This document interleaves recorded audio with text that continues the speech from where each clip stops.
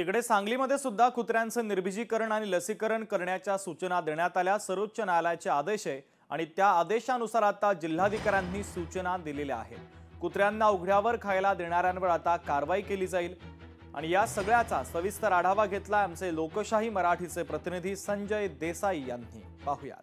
भटक्या कुत्र्यांना पकडून निवाऱ्याची व्यवस्था करा, कुत्र्यांच्या खाण्याच्या जागा निश्चित करा, कुत्र्यांना इतर ठिकाणी खाद्य दिल्यास दंडात्मक कारवाई करा, असे आदेश राज्य सरकारचे सर्व महापालिका, नगरपालिका व नगरपंचायतींना दिलेत। भटक्या कुत्र्यांची तक्रार करण्यासाठी हेल्पलाईन क्रमांक तयार करा।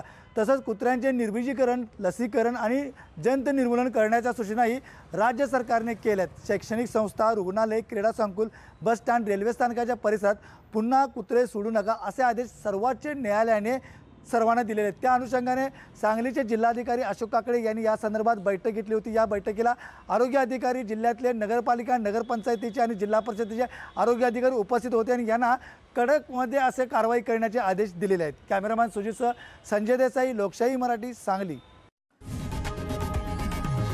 लोकशाही मराठी ऐका, पहा, जागरूक रहा।